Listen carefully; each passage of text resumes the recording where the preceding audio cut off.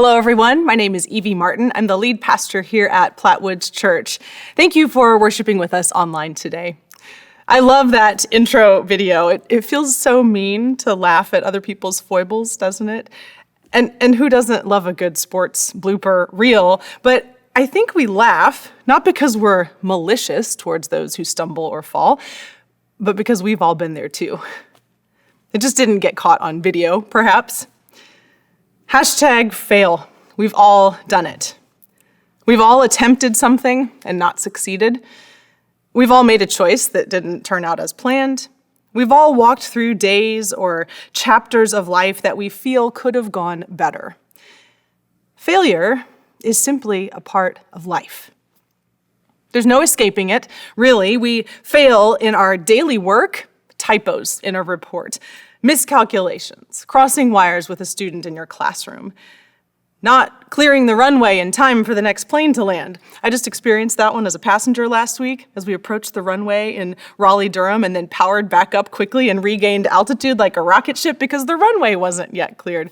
I thought, I can probably use that in a sermon. So there it is, #fail. We live through failure of higher magnitude too. For those who have gone through or are going through divorce, I know and feel with you all the levels of failure that the end of a relationship can pile on. Major work projects or business startups don't succeed. And sometimes that takes a person all the way back to ground zero in professional life. Social science in recent years is showing an increasing number of estranged relationships between adult children and their parents. That can feel like disappointment and failure all the way to a person's core. Scottish playwright and creator of Peter Pan says it best. We are all failures. At least the best of us are. You all helped reflect this truth last week as we kicked off the series. You generated a word cloud full of the words that come to mind when you hear the word failure. And this is what you said. Those larger words are the ones that were more frequently submitted. You can see unsuccessful, loss, shame, sadness, opportunity. That's good. That's a healthy outlook. Well done. Then there's frustration, divorce, anger. Parenting is over on the side. Love that. Our kids in worship helped us with this too, and I think I can guess maybe some of their answers. There's brother up toward the top, OMG down in the corner, and facepalm there at the bottom. But right in the middle, the most popular answer is disappointment. If this is true for the greatest number of people, then I think today's story of Elijah is going to resonate with you. Each week in this series, we're exploring part of a different biblical character's life, a time or a way in which they experienced failure. Pastor Chung Ho kicked us off with Moses last week. Today, we'll stay in the Old Testament with the prophet Elijah. Next week, we'll move into the New Testament to learn from Peter, one of Jesus' disciples. And we'll end with a woman who is unnamed, but stands at the risk of being stoned to death in John chapter 8. I think that each of these characters, and honestly many more in the Bible, have something to teach us about how we react to failure, how other people react to us when we fail, but ultimately how God reacts. And since everybody fails, maybe these stories, these characters can give us the wisdom and the courage to better navigate our own failures, no matter how great or how small. Elijah is a prophet in the Old Testament. We find his story mostly in 1 Kings towards the end and then a little bit more in the early part of 2 Kings. I have an icon of Elijah in my office and I love it because he's got like this crazy wild hair. Anytime someone is immortalized in art with crazy hair, you know he's got a good story. Elijah is known for being a bit fierce. Most prophets have to be a little fierce because their calling is not an easy one. We sometimes think of prophets as people who can see the future, but really that's not what they do at all. Instead of seeing ahead, we might better think of prophets as seeing through. They can see past what appears to be the reality of the world or systems of power, and they can identify the story beneath the story. They see through to what is really going on. And then they say something about it, usually to kings and queens. And in Elijah's case, that was King Ahab and Queen Jezebel. And more often than not, that kind of work gets a prophet killed. But Elijah has a pretty great repertoire of miracles already on his resume to bolster his reputation. He could part waters with a cloth, similar to Moses who had gone before him. He proclaims that the Lord will withhold rain from the land in opposition to Baal, who is the Canaanite storm god, and the Lord does. The land goes into drought. Ravens brought him bread and meat when he had to sleep outside. He found lodging for a long time with a widow and her son, who started out with nothing to eat due to the drought in the land. But Elijah famously announced that their jars of oil and flour, which were empty, would never run empty again until the drought was over. And sure enough, every day there was enough oil and flour to feed them all. And then the widow's son fell ill and died. Elijah was the one to bring him back to life. Elijah is doing everything right, everything God asks of him, and it's all turning out the way it's supposed to. Elijah is a successful prophet.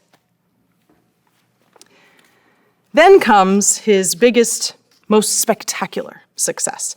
You might be familiar with the story. It's a huge showdown between Baal, the god of the Canaanites, and Yahweh, the God of the Israelites. A battle of the gods. And Elijah is the lone prophet standing up against 450 prophets of Baal. King Ahab has agreed to this battle, certain that his wife Jezebel's god, Baal, will come out on top. And here are the terms of the deal. Ahab sent the message to all the Israelites. He gathered the prophets at Mount Carmel. Elijah approached all the people and said, "How long will you hobble back and forth between two opinions? If the Lord is God, follow God. If Baal is God, follow Baal." The people gave no answer. Elijah said to the people, "I am the last of the Lord's prophets, but Baal's prophets number 450.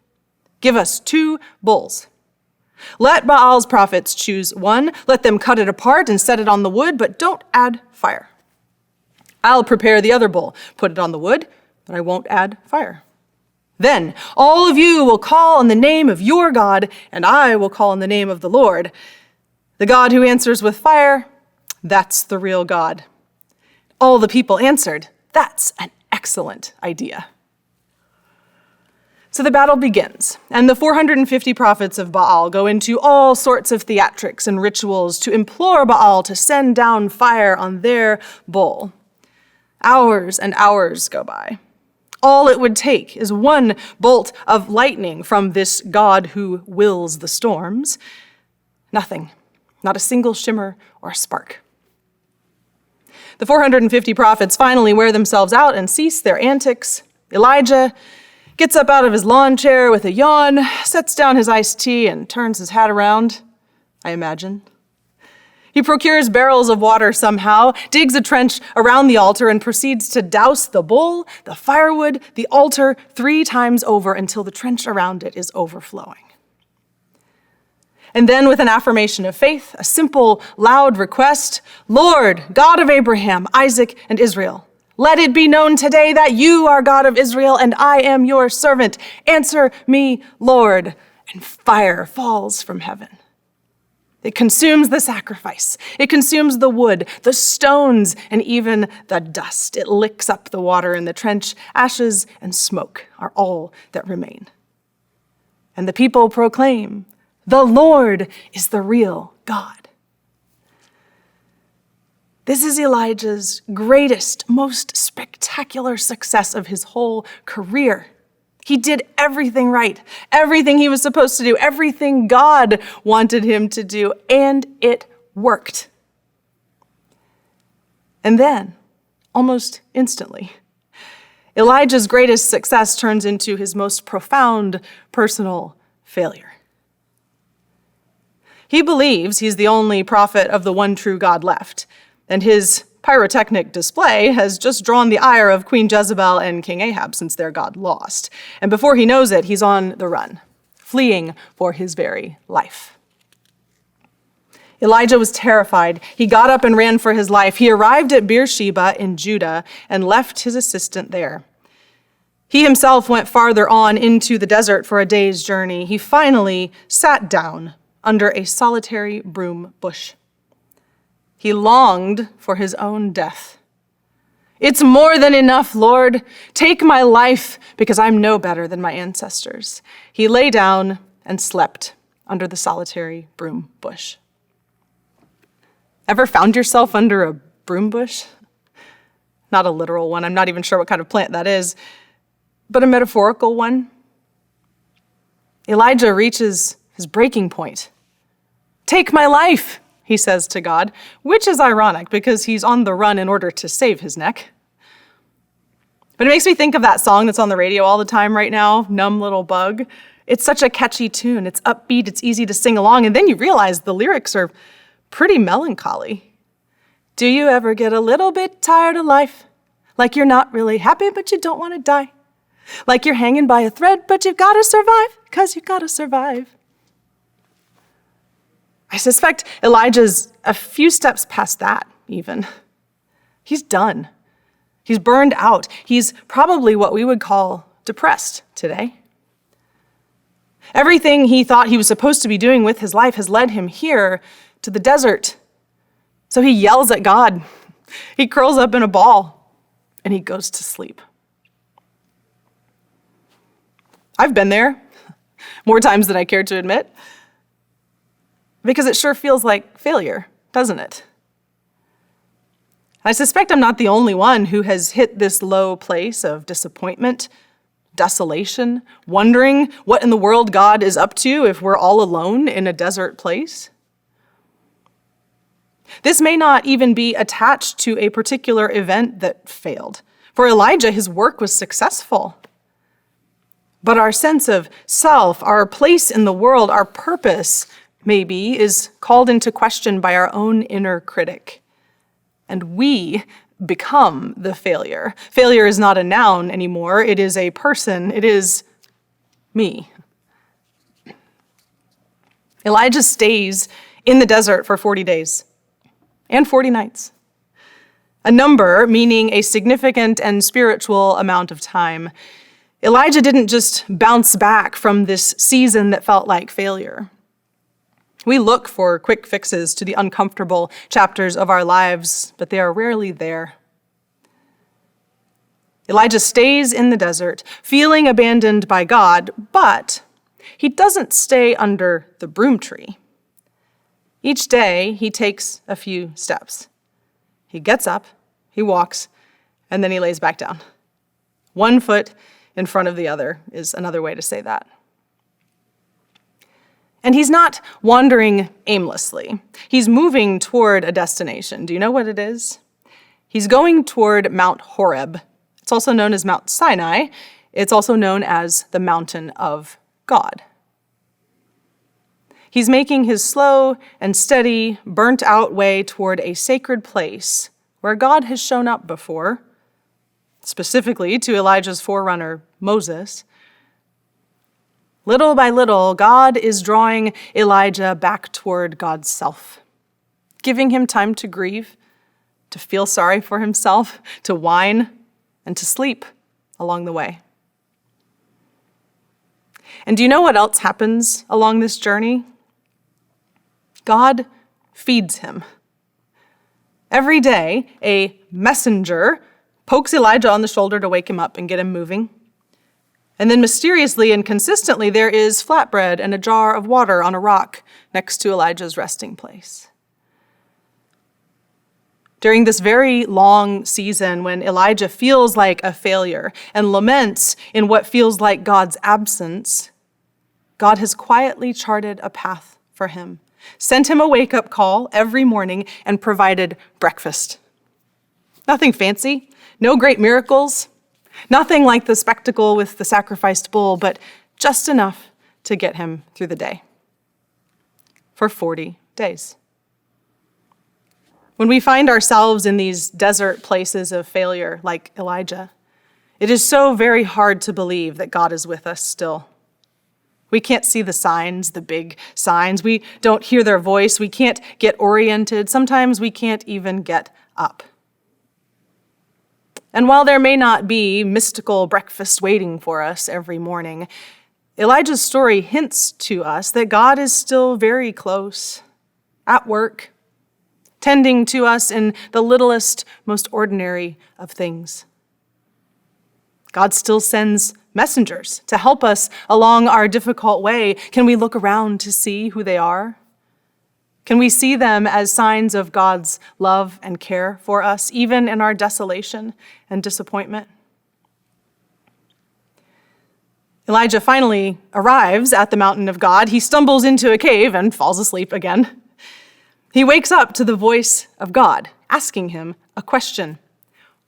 "Why are you here, Elijah?" Sounds a lot like my therapist. Why are you here? What a great question. For any time, for any place. This isn't just a question about location, obviously. It's a question about Elijah's identity, about his purpose, his own questions, what it is that he's truly seeking. Why are you here?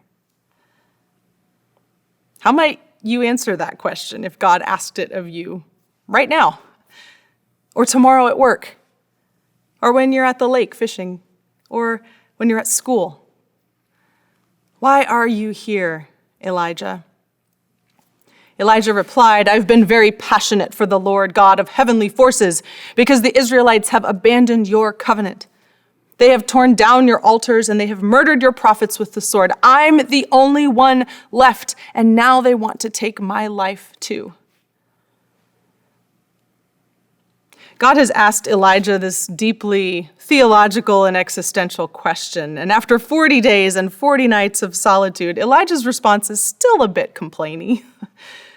He's got to get this stuff out of his system. He's not thrilled how God has let his life become such a failure, to which God responds, "Go out and stand at the mountain before the Lord. The Lord is passing by."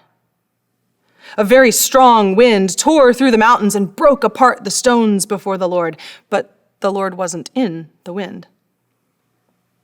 After the wind, there was an earthquake, but the Lord wasn't in the earthquake. After the earthquake, there was a fire, but the Lord wasn't in the fire. After the fire, there was a sound, thin, quiet. When Elijah heard it, he wrapped his face in his coat. He went out and stood at the cave's entrance. A voice came to him and said, "Why are you here, Elijah?" God asks him the same question, and Elijah gives the same answer. But I can't help but imagine that as the volume of the question turns down, so does the heat of the response. In a stark contrast to the pyrotechnics of Elijah's last great success, God chooses not to show up in the wind or the fire or the earthquake. Instead, God whispers to Elijah. God meets him in his own inner darkness and desolation. God never abandons him. God simply invites him to quiet down and listen. God speaks gently. God soothes and consoles. Elijah has been in a desolate place of failure for a very long time. The opposite of desolation is consolation. It means very specifically, with the one who is alone. God consoles Elijah with a gentle voice and a caring question. And as Elijah gets the last of his complaining out of his system there on the mountain, God turns him back around and gives him purpose again. "You're not actually the only prophet left," God tells him. "There are 7,000 I've preserved."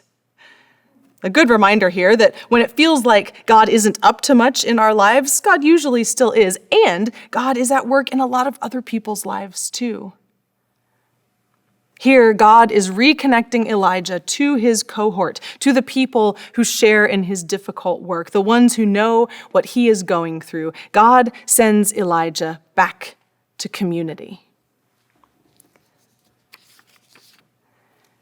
Maybe you find yourself in an Elijah chapter of life. Or maybe you're not there now, but you have been before, or who knows, you might be soon. You have done everything you know to be right. You've followed God's direction as best you can. You've even enjoyed success along the way and known that you were doing what you were made and called to do, and yet you feel like a failure. You feel alone. You burn out. You curl up in the fetal position to try to recover or make some kind of sense out of your dark night of the soul. I hope Elijah's story can speak to you and help you catch a glimpse of the little faithful ways that God is providing for you. God has never left you. I hope this story reminds you that a few steps a day is just fine. God may be moving you day by day slowly back toward God's self and toward your true self, who you were meant to be. Who are the people God is sending to care for you along this path? I hope that Elijah's story helps comfort you, that you might trust that God can be a thin, quiet sound for you too. A gentle, caring question of consolation. Why are you here? Can you find a place quiet enough to listen? And I hope that Elijah reminds you that whatever sense of failure you might hold within yourself is not meant to keep you away from other people. You need community. We all need others around us, some of whom are struggling with the very same things, but then others who are stronger and can help us find our feet again. Sounds an awful lot like church to me, at least the kind of church I think we ought to be. However long you've been in the desert, you are not alone. God is with you, and so is this community, a church full of a whole bunch of people who fail too. Will you pray with me? God who can bring down fire from heaven, and God who whispers past in a thin, quiet voice. There is room for our failure in your love. Guide us through our desolate places when we don't know who or where we are. Provide for us what we need each day. Get us through. Comfort us as you cared for Elijah. Set us back on our feet and down the mountain to find our friends, to remember we belong to you, along with a whole host of your imperfect but cherished wanderers. Amen.